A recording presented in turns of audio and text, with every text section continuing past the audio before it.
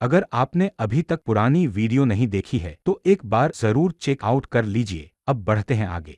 अब उस वॉरियर को हराना पूरी तरह उसके हाथ में था।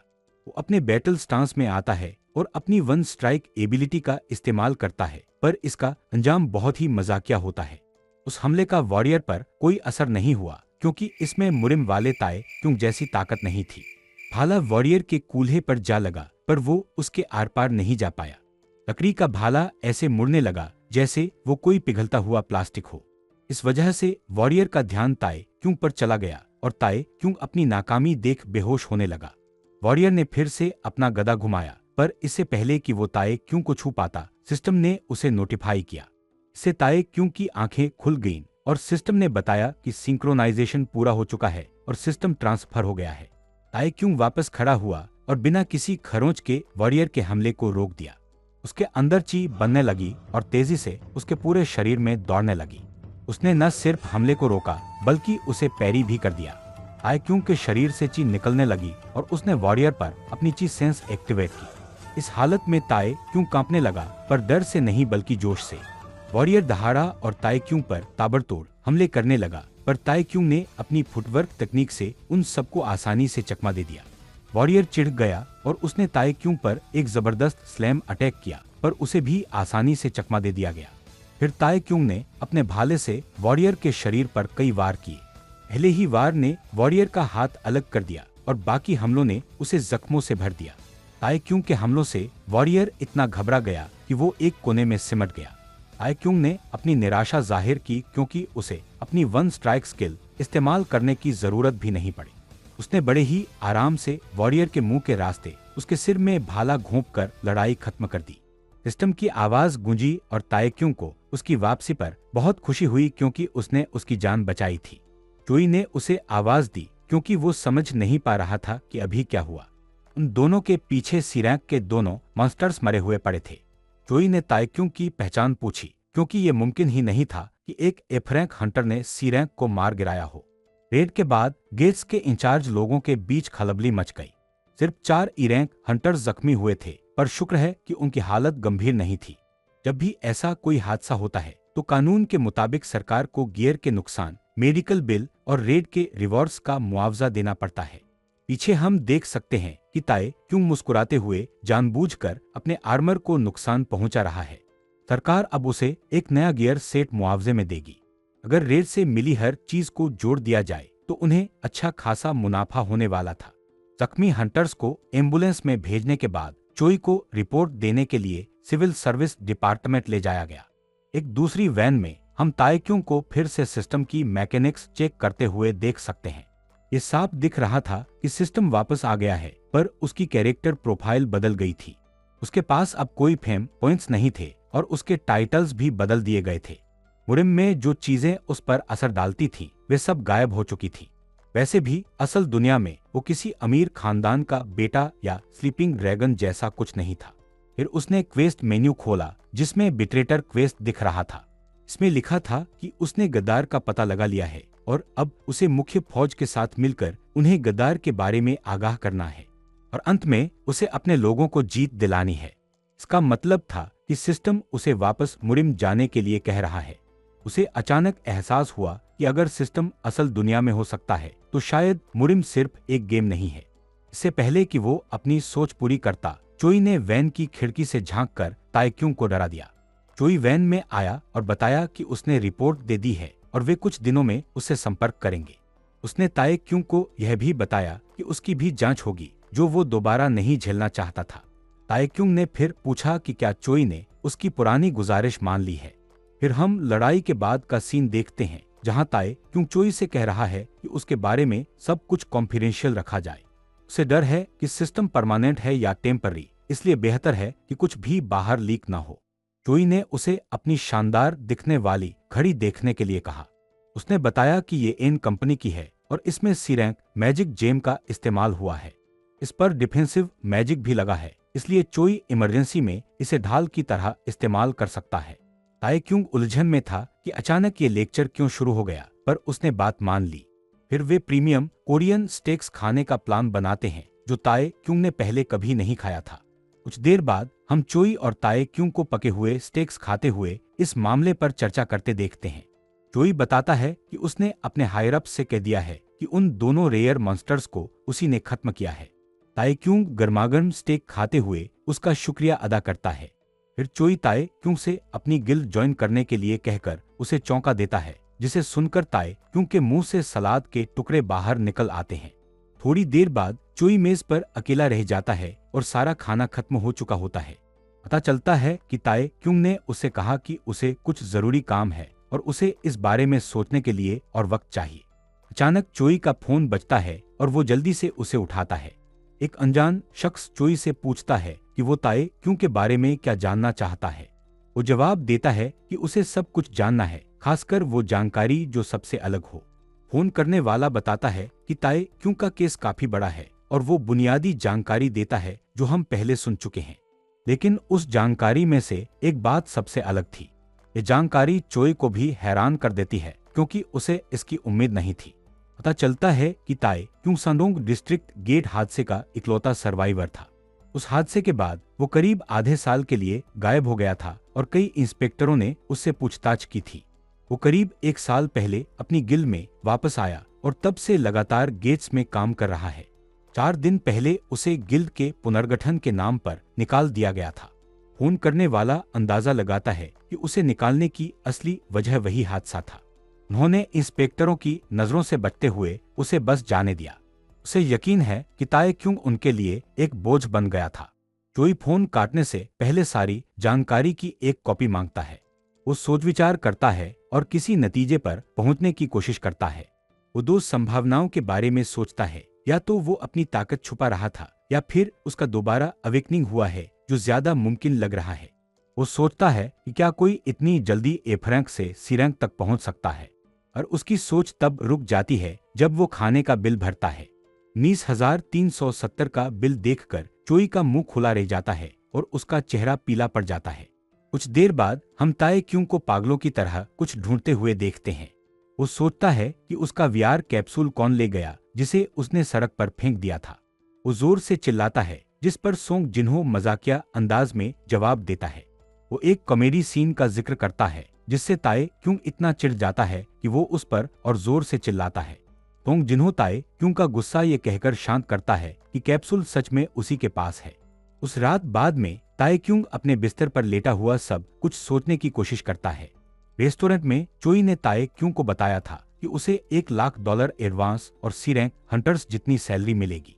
आम हालात में ताए क्यों ने बिना सोचे समझे कॉन्ट्रैक्ट साइन कर दिया होता। और क्या होगा अगर अगले दिन सिस्टम गायब हो गया? ऐसी हालत में दुनिया उसके लिए बहुत खतरनाक जगह हो सकती है। लेकिन क्या होगा अगर सिस्टम परमानेंट हो और उसकी ताकत वैसी ही रहे? वो खुद को और नहीं रोक पाया और कमरे से बाहर भाग गया। पिछले 7 सालों से कड़ी मेहनत करने के बावजूद वो कभी एफ रैंक हंटर के लेबल से पीछा नहीं छुड़ा पाया था। वो उन बेड़ियों को तोड़ना चाहता है जो उसकी तरक्की को रोक रही हैं। वो जितनी तेजी से हो सके दौड़ता है और एक टैक्सी ढूंढता है जो उसे बुचान डिस्ट्रिक्ट के हंटर्स एसोसिएशन ले जाए। वहां अगले दिन उसकी हंटर रैंक की दोबारा जांच यानी रीवैल्यूएशन होना है। हंटर्स एसोसिएशन में एक आदमी अपने बेटे की डी रैंक हंटर बनने पर तारीफ करता है। वो अपने बेटे को अपनी गिल्ड में शामिल कर लेता है क्योंकि उसने पहले ही उन सभी कम रैंक वालों को निकाल दिया था जो उसे परेशान करते थे। जब बाप बेटा बात कर रहे थे तभी बहुत से लोग इवैल्यूएशन रूम की तरफ भागने लगे। खबर मिली कि एक सी रैंक हंटर आया है जिसका माना कंट्रोल ए रैंक से भी ऊपर है, जिसने उस आदमी का ध्यान खींचा और उसका लालच जगा दिया। हर कोई उस अफवाहों वाले स्टार के लॉबी में आने का इंतजार करने लगा।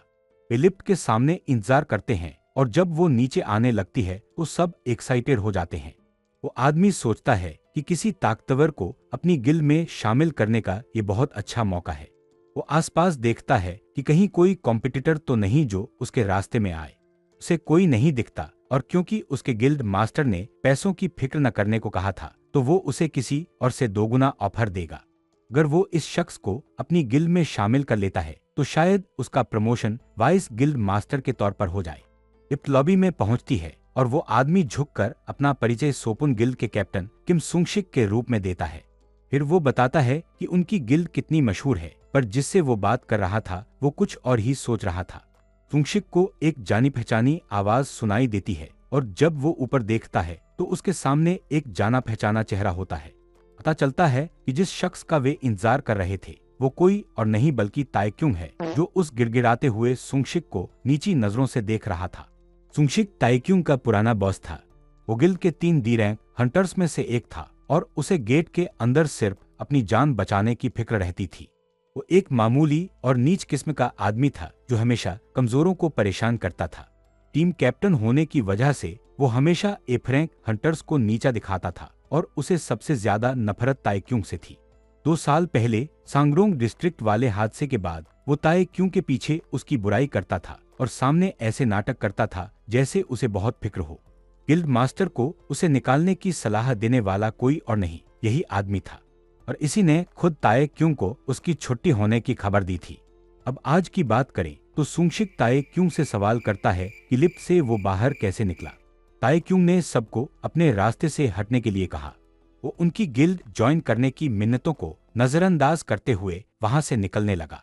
इस तरह ताइक्यूंग ने उस घमंडी सुंगशिक की अकड़ ढीली की। उसे देखकर ऐसा लगा जैसे 10 साल का पुराना कचरा साफ हो गया हो। रिक्रूटर्स और भी ज्यादा पीछे पड़ गए पर ताइक्यूंग ने सबको मना कर दिया। बाद में बिल्डिंग के बाहर ताइक्यूंग उन सभी बिजनेस कार्स को कचरे में फेंकते हुए दिखता है जो उसे रिक्रूटर्स से मिले थे। अभी 1 मिनट भी नहीं बीता था कि एक रिक्रूटर अपनी गलती सुधारने के लिए ताइक्यूंग के पीछे भागा। वो सुंगशिक था और भागने की वजह से उसकी सांसें फूल रही थीं। फिर भी वो बड़ी इज्जत से ताइक्यूंग से माफी मांगने लगा। उसने कहा कि वो सब कुछ संभाल लेगा और पुरानी बातों को भूलकर नई शुरुआत करना चाहता है। उसने समझाया कि अगर ताइक्यूंग किसी बड़ी गिल्ड में शामिल नहीं हुआ तो हंटर के तौर पर उसका करियर खत्म समझो। ताइक्यूंग को ये सब पहले से पता था, पर सुंगशिक अभी भी बेशर्मों की तरह उसे अपनी गिल्ड में बुलाने की कोशिश कर रहा था, जो अब काफी दयनीय लग रहा था। सुंगशिक इस वक्त पूरी तरह घबराया हुआ था। जिस एफ रैंक हंटर को उसने निकलवाया था वो अब सी रैंक हंटर बन चुका था। अगर गिल्ड मास्टर को यह खबर लगी तो सुंगशिक की खैर नहीं। ताइक्यूंग ने टैक्सी को इशारा किया पर सुंगशिक ने उसका रास्ता रोककर फिर से भीख मांगनी शुरू कर दी। ताइक्यूंग तंग आ गया और उसने कहा कि अगर वो वाकई उसे भर्ती करना चाहता है तो उसे गिल्ड मास्टर तक एक पैगाम पहुंचाना होगा। वो ये कि गिल्ड ज्वाइन करने के बाद वो एक चेहरा दोबारा नहीं देखना चाहता और वो चेहरा सुंगशिक का है। अगर वो इस एक आदमी को निकाल दे तो ताइक्यूंग उनके साथ आने के बारे में सोचेगा। सुंगशिक का धीरज जवाब दे गया और उसने गुस्से में ताइक्यूंग के चेहरे पर घूंसा मारने की कोशिश की, पर ताइक्यूंग ने उसे पलटकर ऐसा मारा कि वो दूर जा गिरा। ताइक्यूंग टैक्सी में बैठा और ड्राइवर से उसे सोंगनाई डिस्ट्रिक्ट में होप गिल्ड के हेडक्वार्टर ले जाने को कहा। मजे की बात यह है कि ये वही टैक्सी ड्राइवर था जिसने पिछली रात उसे ले जाने से मना कर दिया था, क्योंकि वो सिर्फ सियोल मेट्रो एरिया में काम करता था। ताइक्यूंग फौरन टैक्सी से उतरा और दरवाजा पटकते हुए सोचने लगा कि ये सियोल की टैक्सियां अपने इलाके के बाहर क्यों चल रही हैं। कुछ देर बाद हमें घने जंगलों का नजारा दिखता है। जंगल की गहराई में एक गेट मौजूद है। अभी आर्मर पहने हुए 2 लोग गेट से बाहर आते हैं। पता चलता है कि वे ताइक्यूंग और चोई हैं। चोई ने अपना नया आर्मर और भाला पकड़ा हुआ था और वो इस बात से घबराया हुआ था कि वो ताइक्यूंग के साथ यहाँ कैसे आ गया। कुछ घंटे पहले ताइक्यूंग अपने बिस्तर पर बैठकर ची को इकट्ठा करने का ध्यान लगा रहा था, तभी अचानक एक सिस्टम नोटिफिकेशन आया। इसमें लिखा था कि उसका हैंगओवर अब उतर चुका है। पता चला कि पीस गिल्ड ने $10,000 उसके अकाउंट में जमा कर दिए थे। उन पैसों के साथ ताइक्यूंग ने जमकर जश्न मनाया। उसने ढेर सारा मीट और शराब खरीदी और पिछली रात सुंग जिन्हों के साथ पार्टी की। फिर सिस्टम ने उसे बताया कि उसका ची मेडिटेशन पूरा हो गया है और शरीर की थोड़ी सी अशुद्ध ची बाहर निकल गई है। ताइक्यूंग सोचने लगा कि वो इतनी कम ची क्यों इकट्ठा कर पा रहा है और ऊपर से उसमें इतनी अशुद्धियां भी हैं। ये मुरिम की दुनिया के मुकाबले बिल्कुल अलग था। उसने सोचा कि क्या ये असल दुनिया के प्रदूषण की वजह से हो रहा है। जब ताइक्यूंग ये सब सोच ही रहा था तभी उसके फोन पर किसी का मैसेज आया। मैसेज भेजने वाला जानना चाहता था कि क्या ताइक्यूंग के पास उस दिन थोड़ा खाली वक्त है। कुछ देर बाद चोई और ताइक्यूंग एक कैफे में आमने सामने बैठे दिखते हैं। कॉफी पीते हुए उन्होंने भर्ती के बारे में बात की और ताइक्यूंग ने जोर दिया तो उसके लिए तुरंत नई गिल्ड ज्वाइन करना मुश्किल है। चोई इसमें कुछ नहीं कर सकता था, इसलिए उसने एक दूसरा ऑफर दिया। उसने अपने कोट से एक लिफाफा निकाला और ताइक्यूंग को थमा दिया। उस लिफाफे में एक टेम्पररी कॉन्ट्रैक्ट था, जिसका मतलब था ताइक्यूंग को एक मर्सिनरी के तौर पर रखना। चोई ने समझाया कि ये कोई ऑफिशियल कॉन्ट्रैक्ट नहीं है, पर इसकी शर्तें एक बी रैंक हंटर जैसी ही होंगी। उसने आगे कहा कि ताइक्यूंग खुद तय कर सकता है कि उसे कितने वक्त के लिए काम करना है। इतनी कोशिशों के बाद चोई ने पूछा कि क्या ताइक्यूंग इस डील को भी ठुकरा देगा। ताइक्यूंग थोड़ा हिचकिचाया और चोई से पूछा कि वो उसके जैसे इंसान के लिए इतनी मेहनत क्यों कर रहा है। चोई ने बिना झिझक जवाब दिया कि उसे खुद पर भरोसा है। उसे अपनी पारखी नजर पर यकीन है कि वो इंसान की कीमत पहचान सकता है और इसीलिए वो ताइक्यूंग को अपनी गिल में चाहता है। चोई ने एक बार फिर पूछा और इस बार ताइक्यूंग कॉन्ट्रैक्ट साइन करने के लिए मान गया। ताइक्यूंग ने एक हफ्ते का समय तय किया, जो ये देखने के लिए काफी था कि सिस्टम परमानेंट है या नहीं। फिर ताइक्यूंग चोई से पूछता है कि क्या उसे कल काम पर आना चाहिए, और चोई एक सेकंड भी बर्बाद किए बिना जवाब देता है, नहीं, क्योंकि हम अभी शुरू कर रहे हैं। अब वापस आज की बात करते हैं।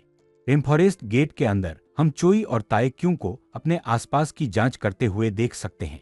वे फिलहाल एक डी रैंक गेट के अंदर हैं और इस गेट का साइज आमतौर पर किसी भी छोटे रैंक वाले गेट से बड़ा होता है।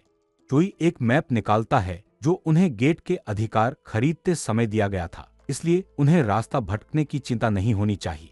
ताइक्यूंग फिर चोई से पूछता है कि उसका क्या मतलब था जब उसने कहा कि उसने गेट के अधिकार खरीद लिए हैं।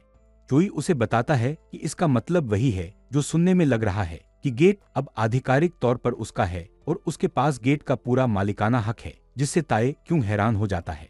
ताइक्यूंग गेट्स के बारे में कुछ जानकारी याद करता है और समझाता है कि दक्षिण कोरिया में गेट्स देश की संपत्ति होते हैं, क्योंकि इन गेट्स में मैजिक जेम्स से असीमित ऊर्जा देने की काबिलियत होती है, इसलिए इन्हें हीरा खदान के बराबर माना जाता है।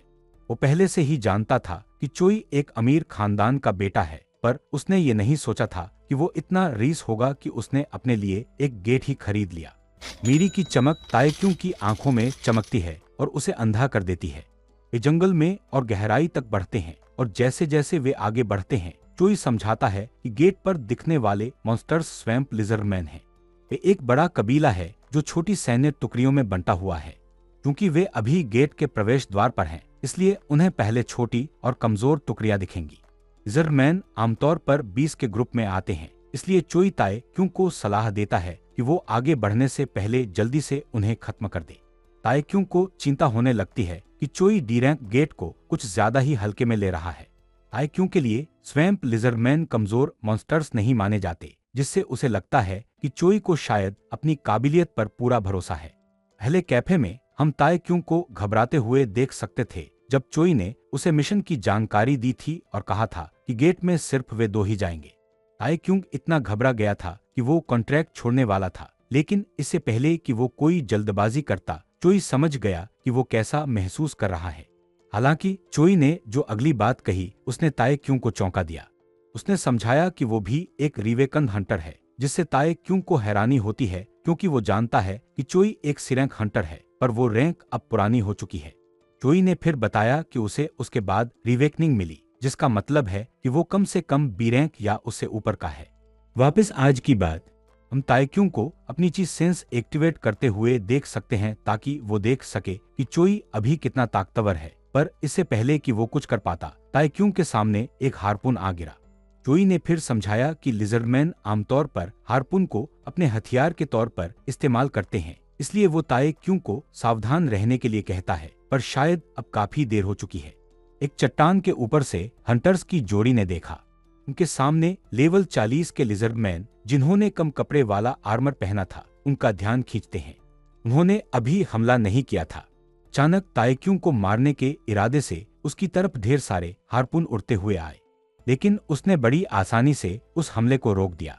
फिर एक लिजर्डमैन चट्टान से नीचे कूदा और उन दोनों हंटर्स पर अकेला हमला शुरू कर दिया। चोई ने समझाया, लिजर्डमैन की खासियत आमने सामने की लड़ाई है, जो साबित करती है कि वे जल्दबाज जीव हैं। लिजर्डमैन ने ताइक्यूंग को अपना टारगेट चुना और अपने हार्पून से उस पर वार किया। ताइक्यूंग बमुश्किल समय पर रिएक्ट कर पाया, पर वो अपने नए भाले से हमले को रोकने में कामयाब रहा। उसने सोचा, आखिर ये लिजर्डमैन सिर्फ मुझ पर ही क्यों हमला कर रहा है, चोई पर क्यों नहीं। चोई ने समझाया, ये तुम्हारे गियर की वजह से है। लिजर्डमैन हंटिंग लेदर सेट और लिजर्डमैन मैसेकर हार्पून सिर्फ इनके नाम ही वजह साफ कर देते हैं। ताइक्यूंग को एहसास हुआ, इस रफ्तार से तो सिर्फ मैं ही उनका ध्यान खींचूंगा। उसे अचानक लगा कि चोई ने ये जानबूझकर किया होगा। उसने चोई को आवाज दी, तुम मुझे चारे के तौर पर इस्तेमाल कर रहे हो जबकि तुम बेखबर लिजर्डमैन को मारोगे। इलाके में तनाव फैल गया क्योंकि लिजर्डमैन हंटर्स के करीब आने लगे थे। वो तनाव तब गायब हो गया जब चोई ने ताइक्यूंग को हकीकत का आईना दिखाया। उसने इशारा किया, गेट में घुसने से पहले तुमने खुद वो सारे गियर चुने थे जो तुमने अभी पहने हुए हैं। दूसरी बात, चाहे जो भी हो जाए, मैं रेड के दौरान एक कदम भी नहीं उठाऊंगा, इसलिए गलतफहमी मत पालो। ताइक्यूंग चोई की बात सुनकर उलझन में पड़ गया और उसने सफाई मांगी। इससे पहले कि ताइक्यूंग एक और शब्द के पाता, एक और हार्पून लगभग उसके सिर पर लगा। उसने हमले को रोका, लेकिन अब वो बचाव की मुद्रा में था, अकेले ही लिजर्डमैन के एक ग्रुप से लड़ रहा था। ताइक्यूंग ने चोई से पूछा, तुम ऐसा क्यों कर रहे हो? और इससे पहले कि वो अपना वाक्य पूरा करता, चोई गायब हो गया। ताइक्यूंग ने उसे ढूंढा और उसे एक पेड़ की टहनी पर बैठे अपनी जीत की खुशी मनाते हुए पाया। उसने उसे कोसा, इससे पहले कि हार्पून हमलों की एक और लहर को ताइक्यूंग ने फिर से रोक दिया। बहुत ज्यादा चिढ़कर वो जंग के स्टांस में आ गया। उसने अपनी भाले की तकनीकों का इस्तेमाल शुरू किया और लिजर्ड का खून बहने लगा। सिस्टम विंडो सामने आई। इसमें बताया गया था कि ताइक्यूंग ने जो लिजर्डमैन आइटम्स पहने थे उनके स्टेटस इफेक्ट्स लागू हो गए थे, जिससे 30 का एक्स्ट्रा डैमेज जुड़ गया। इसने उसे यह भी सूचित किया कि उसने अकेले ही इलाके के लिजर्डमैन का सफाया कर दिया है। इसने उसे सतर्क रहने की चेतावनी दी, क्योंकि ये मॉन्स्टर्स तब तक नहीं रुकेंगे जब तक वे अपना बदला नहीं ले लेते। कुछ ही देर बाद एक लिजर्डमैन जख्मों की वजह से मर गया। ताइक्यूंग कत्लेआम के बीच में खड़ा है। सिस्टम उसे सूचित करता है कि उसने एक और लिजर्डमैन को हरा दिया है और उसका लेवल कुछ बार बढ़ गया है। चोई आखिरकार अपनी पेड़ की टहनी से नीचे कूदता है और पीछे से ताइक्यूंग के पास आता है। इससे पहले कि ताइक्यूंग उस आदमी को भला बुरा कहता जिसने उसे अकेला छोड़ दिया था, चोई ने अपनी हरकत के लिए माफी मांगी। उसे ताइक्यूंग की स्किल्स को कंफर्म करना था। वो जानना चाहता था कि ताइक्यूंग कैसे मूव करता है और कितने दुश्मनों का मुकाबला कर सकता है, और वो उसे अपने साथ कितनी दूर तक ले जा सकता है। चोई का इरादा चाहे जो भी हो, फिर भी उसे ताइक्यूंग को उन सभी मॉन्स्टर्स से अकेले लड़ने के लिए नहीं छोड़ना चाहिए था। चोई अपना बचाव करते हुए कहता है कि उसे यकीन था कि वो उन्हें खुद संभाल लेगा, पर उसने कभी नहीं सोचा था कि ताइक्यूंग उन्हें बिना एक खरोंच खाए खत्म कर देगा। अभी ताइक्यूंग के दिमाग में कुछ चमकता है। वो अपना गला साफ करता है। चोई की बात सुनकर वो थोड़ा ढीठ बनने लगता है और अपने टेस्टर को देखकर मुस्कुराता है। फिर वो पूछता है कि चोई का फैसला क्या है, पर उसका जवाब काफी उलझा हुआ था, क्योंकि वो अभी खुद पक्का नहीं था। इसलिए वो अपनी जेब से एक डिब्बा निकालता है और उसमें से लाल धुंध निकलने लगती है। चोई ने उलझन में पड़े ताइक्यूंग को बताया कि वो धुंध मादा लिजर्डमैन से निकाले गए फेरोमोन्स थे। इससे ताइक्यूंग को कुछ भयानक होने का एहसास होता है। जमीन हिलने लगती है और जंगल से एक तेज आवाज आने लगती है। आवाज का जरिया उनकी तरफ ही बढ़ रहा था। चोई मुस्कुराता है और परेशान ताइक्यूंग को बताता है कि फेरोमोन्स का असर काफी दमदार है। ये बात तब सच साबित हुई जब लिजर्डमैन की एक विशाल लहर जंगल से बाहर आने लगी। चोई घबराए हुए ताइक्यूंग से पूछता है कि क्या वो अकेले इस लहर को संभाल सकता है। वो जवाब में पूछता है कि अगर वो नहीं संभाल पाया तो क्या चोई उसकी मदद करेगा, पर चोई फौरन मना कर देता है। लिजर्डमैन की उस लहर के पीछे बिल्कुल बीच में एक विशाल लिजर्डमैन खड़ा था और वो इंसानों पर दहाड़ता है। सिस्टम बताता है कि वो मॉन्स्टर एक चीफ लिजर्डमैन है और वो दहाड़ उसकी बैटल क्राई स्किल थी। चोई डर से पीले पड़े ताइक्यूंग के पीछे आता है और धीरे से कहता है कि वो अभी भी पीछे हट सकता है, पर ताइक्यूंग की घबराहट गायब हो जाती है और वो मॉन्स्टर्स की तरफ बढ़ने लगता है। फिर वो अपना कैरेक्टर मेन्यू खोलता है, जिससे पता चलता है कि ताइक्यूंग अब लेवल 40 पर है और उसके पास अभी भी 100 स्किल पॉइंट्स बचे हैं। वो 30 पॉइंट स्ट्रेंथ और स्टेमिना में डालता है और बाकी के 40 अपनी एजिलिटी में जोड़ देता है। फिर उसे पॉइंट्स बांटने का असर महसूस होता है और मॉन्स्टर्स की लहर अब उसके पास पहुंच रही थी। ताइक्यूंग पूरा ध्यान लगाता है और अपने बैटल स्टांस में आ जाता है। अपनी अल्टीमेट स्किल 1 स्ट्राइक एक्टिवेट करने से पहले वो खुद को तैयार करता है। उस हमले से रोशनी की एक किरण निकलती है जो एक ताकतवर रेलगन की तरह सबको चीरती हुई निकल जाती है। ताइक्यूंग के भाले के वार ने लिजर्डमैन की लहर को इतनी आसानी से चीर दिया कि सिर्फ एक हमले में पूरी लहर खत्म हो गई। चोई सिर्फ हैरानी से देखता रह जाता है जब लिजर्डमैन के शरीर के टुकड़े जमीन पर गिरने लगते हैं और उस सबके बीच में एक नया रिवेकंद सिरेंक हंटर खड़ा था। पिछली बार जब वे इरेंक गेट पर गए थे तो उस रेयर मॉन्स्टर को मारने के लिए 2 सिरेंक हंटर्स की ताकत चाहिए थी। हालांकि ताई क्यूंग ने अभी जो ताकत दिखाई थी वो यकीन के बाहर थी, अगर उसे सिर्फ एक सिरेंक हंटर माना जाए। चोई ने ये 2 लोगों वाली रेड सिर्फ इसलिए की थी ताकि वो ताई क्यूंग की लिमिट्स देख सके, पर अब उसके पास जवाबों से ज्यादा सवाल थे। शायद अगली बार जब वे किसी सिरेंक गेट पर जाएंगे तो उसे अपना जवाब मिल जाए। चोई का चेहरा अचानक पीला पड़ गया जब उसे एहसास हुआ कि ये भी मुमकिन है कि ताई क्यूंग उससे भी ज्यादा ताकतवर हो। अचानक ताई क्यूंग जोर से चिल्लाता है, नहीं। और ऐसा इसलिए नहीं था कि कोई दुखद हादसा हुआ था, खैर शायद उसके लिए तो ये एक हादसा ही था। उसका पिछला हमला इतना दमदार था कि उसे बहुत देर बाद एहसास हुआ जब उसने लाशों को देखा। उस लहर में कुछ रेयर मॉन्स्टर्स भी थे और क्योंकि उसके हमले ने सबको भून दिया था तो उसने उन कीमती मटेरियल्स को भी तबाह कर दिया जो उसे और भी अमीर बना सकते थे। अपने खोए हुए मटेरियल्स के लिए ताई क्यूंग को तड़पते देख चोई अपनी चिंताओं को छोड़ देता है और ये मानने से इनकार कर देता है कि ताई क्यूंग उससे ज्यादा ताकतवर है। वे दोनों गेट से बाहर निकल जाते हैं। उस रात कुछ देर बाद ताई क्यूंग और चोई अपने सादे कपड़ों में वापस आ जाते हैं, जबकि चोई का पर्सनल बटलर उनकी मदद करता है। ताई क्यूंग पूछता है कि उसे कल कितने बजे आना है, जिससे चोई किसी वजह से उलझन में पड़ जाता है। चोई उससे पूछता है कि क्या उसे लगा था कि वे वीकेंड पर भी काम करने वाले हैं। ताई क्यूंग को लगा था कि वीकेंड पर काम करना नॉर्मल बात है, इसलिए उसने वही सोचकर जवाब दिया। चोई ये सुनकर बहुत हैरान है। उसका रिएक्शन ऐसा था जैसे उसने किसी क्रांतिकारी आविष्कार के बारे में सुना हो। चोई खुद को संभालता है और समझाता है कि वीकेंड का मकसद आराम करना है और कानून के मुताबिक हंटर्स को इसका पालन करना चाहिए। फिर वो सोचता है कि क्या ताई क्यूंग की पिछली गिल्ड उसे वीकेंड पर भी काम करने के लिए मजबूर करती थी। ताई क्यूंग बड़े आराम से इस बात को खारिज कर देता है। वो समझाता है कि बहुत कम मिड टियर गिल्ड्स हैं जो इस नियम को मानती हैं। वे उनकी सैलरी बढ़ाकर उन्हें रेल्स पर भेज देते हैं और क्योंकि वे नहीं चाहते कि ये रेल्स रिकॉर्ड में आए तो आमतौर पर कैश में पेमेंट की जाती है। चोई ताई क्यूंग की दलील को गलत बताता है। वो कहता है कि ताई क्यूंग अब आधिकारिक तौर पर एक सिरेंक हंटर है, इसलिए उसे अब इस तरह जीने की जरूरत नहीं है। ताई क्यूंग फिर भी चोई को काम करने के लिए मनाने की कोशिश करता है ताकि वे ज्यादा काम निपटा सके, क्योंकि वो नहीं जानता कि सिस्टम गायब होगा या नहीं। चोई अपनी आखिरी बात कहकर बहस को खत्म कर देता है। वो समझाता है कि ताई क्यूंग सिर्फ खुद को थका देगा और उसे अपने परिवार के बारे में भी सोचना चाहिए। इससे ताई क्यूंग को एहसास होता है कि उसने उनसे सिर्फ फोन पर ही बात की है। उरिम की दुनिया के वक्त को मिलाकर उसे पिछले कुछ महीनों से उनसे मिलने का मौका नहीं मिला है। चोई ताई क्यूंग को याद दिलाता है कि उनकी गिल्ड पीस गिल्ड हंटर के कानूनों का पालन करती है। ये ताई क्यूंग के टेम्पररी कॉन्ट्रैक्ट में भी लिखा है। उसे सख्ती से याद दिलाता है कि इस वीकेंड उसे सिर्फ आराम करना चाहिए, वरना वो कॉन्ट्रैक्ट तोड़ देगा। ताई क्यूंग के पास कोई और जवाब नहीं था, इसलिए उसके पास अपने लीडर की बात मानने के अलावा कोई चारा नहीं बचा।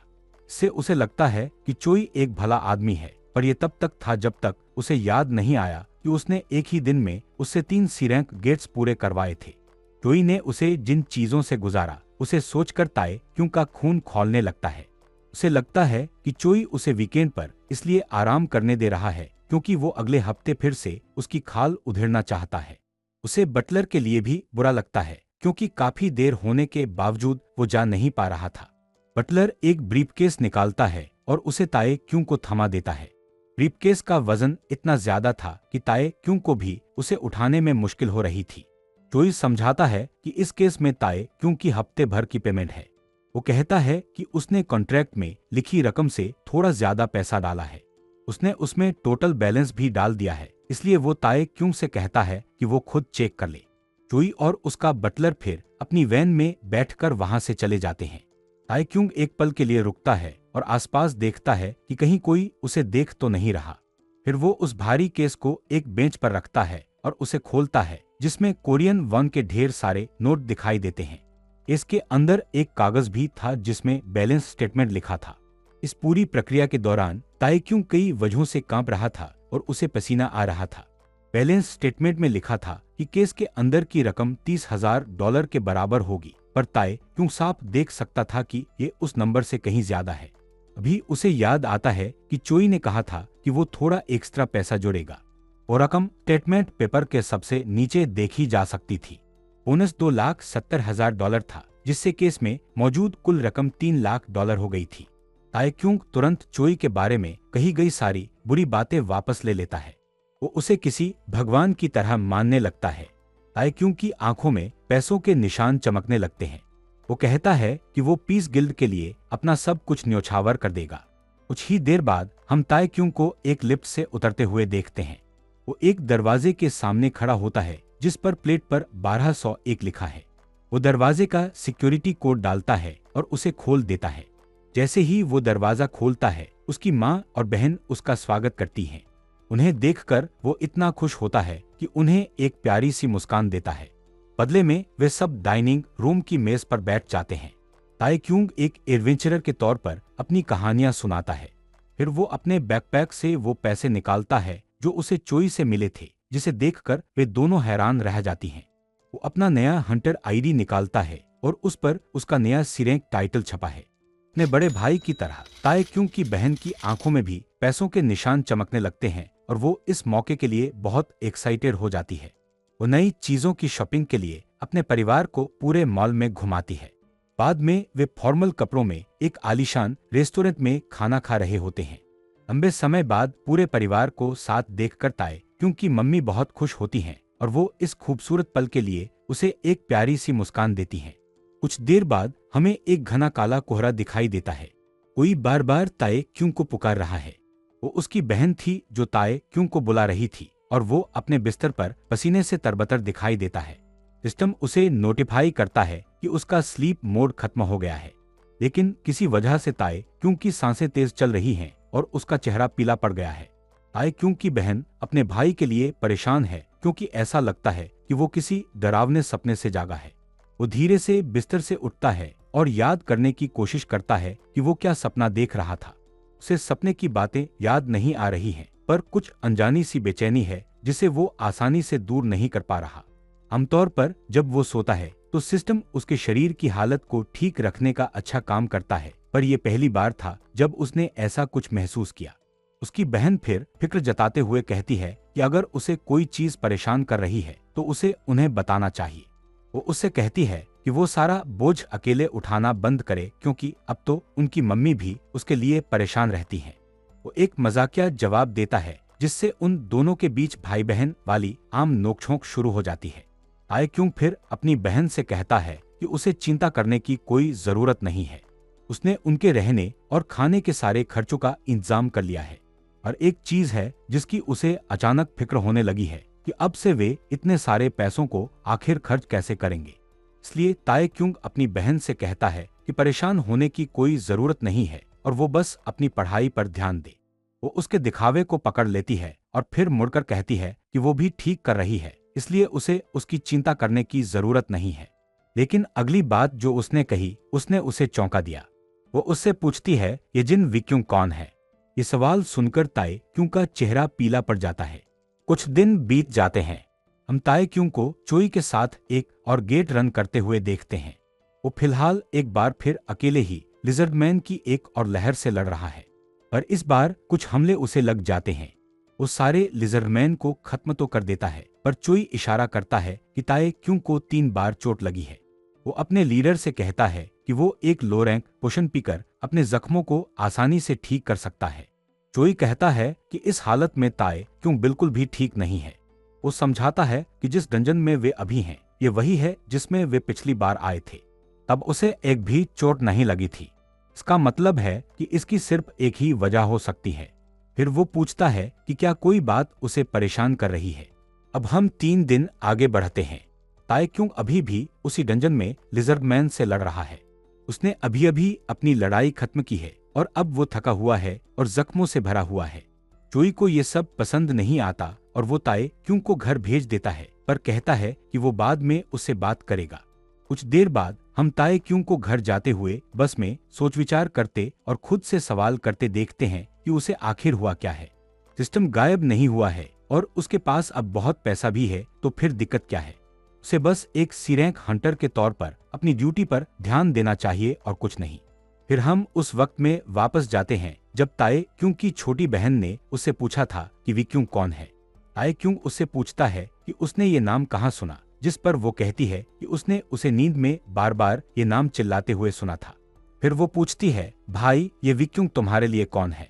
वो अंदाजा लगाती है कि वो पक्का उसका कोई करीबी होगा, क्योंकि वो नींद में उसे बुलाता रहता है और उनके नाम भी काफी मिलते जुलते हैं। वापस आज की बात पर आते हैं। ताए क्योंग अपनी मुश्किलों का हल ढूंढते हुए बुरी तरह टूट जाता है।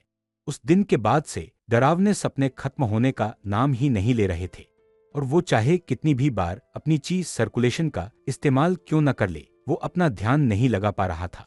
अभी उसके दिमाग में विक्यूंग की तस्वीर आती है और वो सोचने लगता है कि वो उसके बारे में सोचना बंद क्यों नहीं कर पा रहा। वो इतना परेशान और उलझन में है कि उसने एक साइकोलॉजिस्ट के पास जाने के बारे में भी सोचा। बाद में ताए क्योंग अपने अपार्टमेंट वापस आता है, पर अंदर जो उसका इंतजार कर रहा था उसे देखकर वो हैरान रह जाता है। वो दरवाजा खोलता है तो देखता है कि सोंग जिन्हो अपने टूलबॉक्स के साथ वीआर कैप्सूल पर काम कर रहा है। दोनों एक दूसरे को काफी देर तक घूरते रहते हैं। फिर ताए क्यों दौड़कर सोंग जिन्हो के चेहरे पर एक जंप किक मारता है। वो सोंग जिन्हो से पूछता है कि वो उसके कैप्सूल के साथ क्या कर रहा है, जिस पर सोंग जिन्हो कहता है कि उसने उसे कुछ नहीं किया और वो बस अभी उसे वापस लाया है। फिर वो सोंग जिन्हो को कमरे से बाहर निकाल देता है, और ऐसा करते वक्त सोंग जिन्हो पूछता है कि ताए क्यों एक बेकार और टूटे हुए कैप्सूल के लिए इतना क्यों भड़क रहा है। आखिर ताए क्यों ने ही तो उसे सड़क पर फेंका था। ताए क्यों जवाब देता है, वो पहले की बात थी, पर अब वो नहीं चाहता कि कोई इसे छुए। सोंग जिन्हो फिर ताए क्यों पर अपना गुस्सा निकालता है, क्योंकि उसे रात में ताए क्यों के चिल्लाने की वजह से पड़ोसियों की शिकायतें झेलनी पड़ती हैं। फिर वो पूछता है, ये विक्यूं कौन है, जिस पर ताए क्यों का चेहरा पीला पड़ जाता है। सोंग जिन्हो ताए क्यों को चिढ़ाने लगता है और कहता है कि विक्यूं शायद कोई लड़की है जिसे वो पसंद करता है, जिससे ताए क्यों इतना चिढ़ जाता है कि वो उसे बाहर निकाल देता है। कुछ देर बाद हमें मुरिम की दुनिया में होने वाली एक जंग का धुंधला नजारा दिखता है। एक घाटी के बीच में दो गुट अपने अपने झंडे लहरा रहे हैं।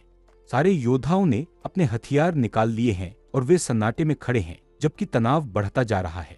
एक सैनिक की चीख के साथ जंग शुरू होती है और दोनों तरफ के योद्धा एक दूसरे को मारने के लिए टूट पड़ते हैं।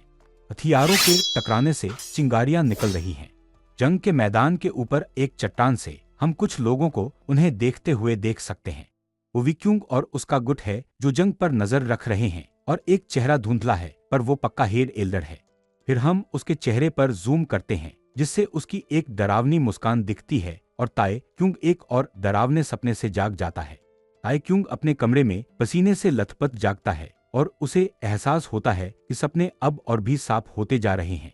फिर वो अपनी चिड़चिड़ाहट दुनिया के सामने चिल्लाता है। वो चिल्लाता है, मुझे अब उनकी कोई परवाह नहीं है। तो क्या हुआ अगर वो मुरिम की दुनिया सच में एक असली दुनिया है?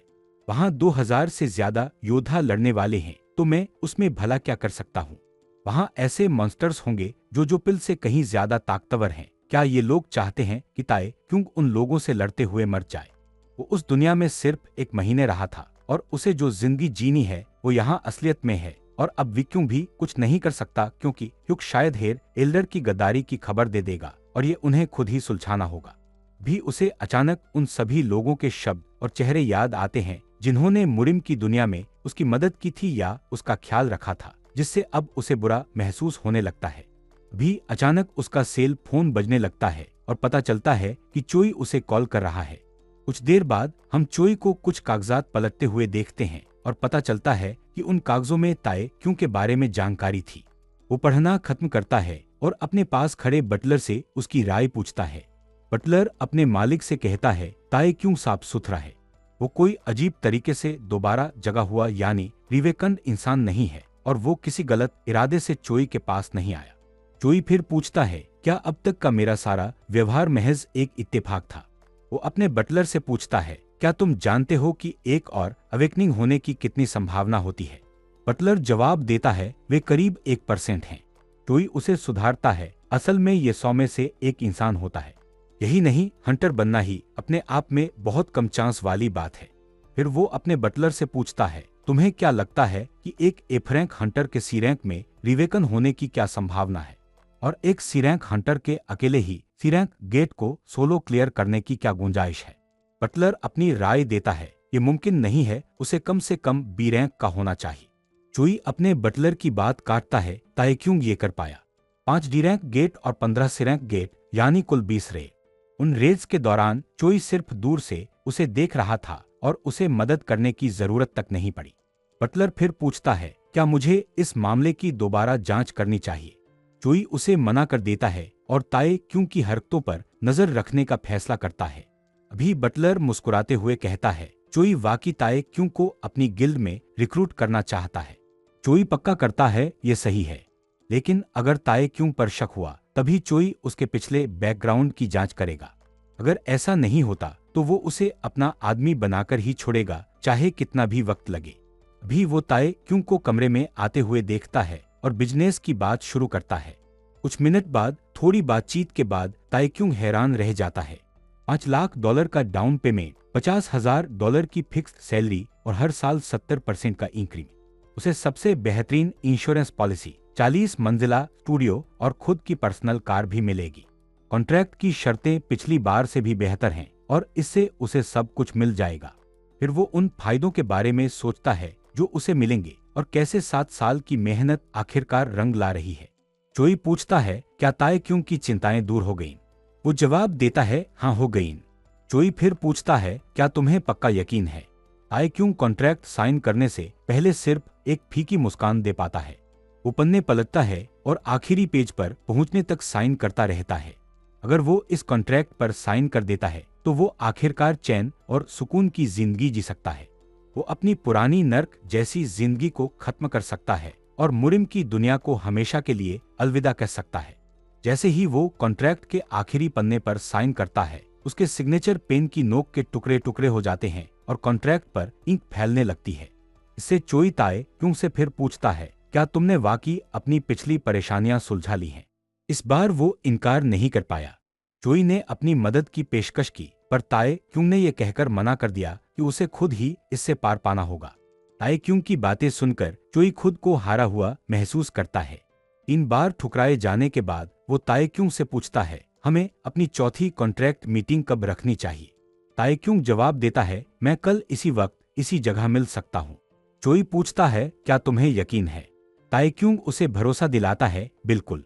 तुम्हें अंदाजा नहीं है कि एक दिन मेरे लिए कितना लंबा होता है। ताए क्यों खड़ा होता है, वो जिंदा रहने और असलियत में वापस आने के लिए तैयार है। जाने से पहले वो चोई से कहता है, हो सकता है कि कल मुझे अपनी शर्तें और बढ़ानी पड़े। वो चोई के ऑफिस से बाहर निकल जाता है। आज के लिए इतना ही। आगे की कहानी के लिए सन मेनवाह हिंदी को सब्सक्राइब करना ना भूले।